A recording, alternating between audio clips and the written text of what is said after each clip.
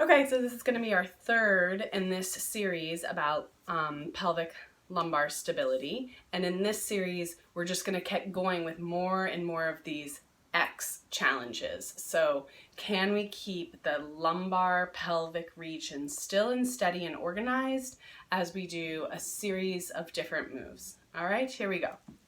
Okay, so we've established our neutral spine. We know where our ribs need to be. We know where our pelvis needs to be. We're going to start by just repeating our marching move. If it helps you, you can put your hands on your hips, give you a little feedback about what your body is doing. You can contact your ribs, whatever is most functional for you. You can press your hands down into the mat as another option. So you're going to take a breath in. Exhale to find your spine, and then you're going to march a leg. Bring it back down. Take a breath in. Exhale to move a leg. As you exhale, back up. Take a breath in. Find your spine. I always say you need to put about 80% of your attention on the non-moving piece. Once you know what the rhythm is, once you know this marching continues to progress from right to left several times, then you want to devote most of your attention to the relationship of your spine and pelvis. We're going to do this a couple more times with each side. That's our right leg, and back down. Checking on the ribs, and back to the left. Last time with each side, finishing up, making yourself even, depending on wherever you are. You might notice that you need to use your back muscles a bit more than you expect. So if you've always thought of your core as just being in the front, you need to re-examine that and know that your core is on the sides of your body, your core is in the back of your body. It even includes your shoulder girdle and your hips. All right, so now we switch, we're gonna do a leg slide. Think of this as like a tendu. So you just slide a leg out, but can you keep your pelvis steady? And then bring that leg back in. As you slide the leg out, you might be tempted to allow the hip to go with the foot, but that's not what we're going for here. What we want is to keep the pelvis as part of the trunk, extend the leg, that's our X, and stabilize the pelvis. And then bring the leg back in. We're going to do a few more to each side.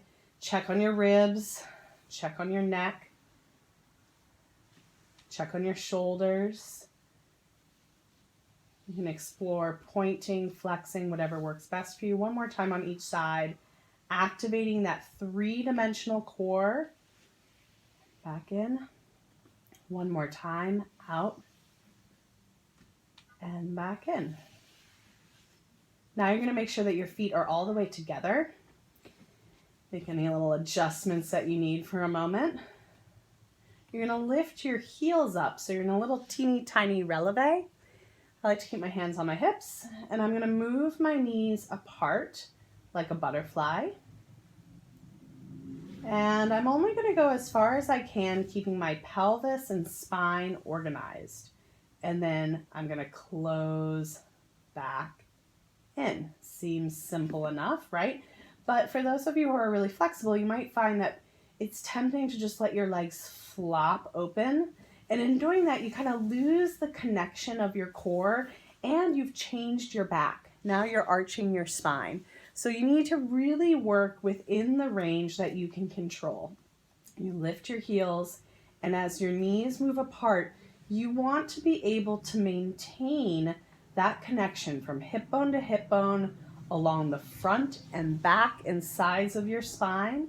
And when you close, try not to grip in the front of your hips. So see if you can sort of palpate, touch the front of your hips. See if they can be a little bit soft as you close. Lifting the heels to open the knees. Don't allow the pelvis, the trunk to splay. Check on your ribs. And then when you close, don't just think of closing together. Let's also think of inwardly rotating. So there's a little inward spiral as you close your legs. You're going to do that a couple more times, opening out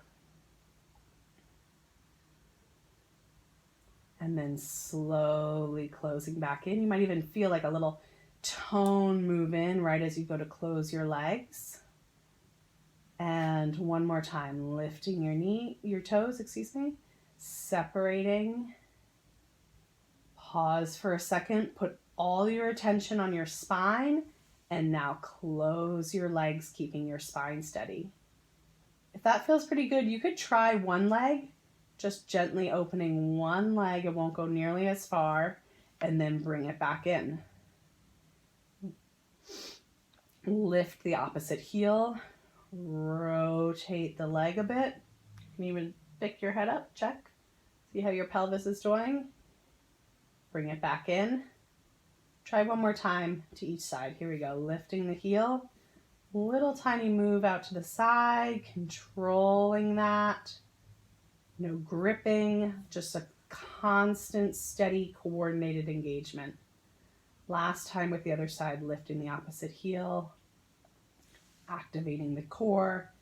80% of your thought on your spine right now, and then closing back in. Good, you could repeat that again, the whole series if you'd like.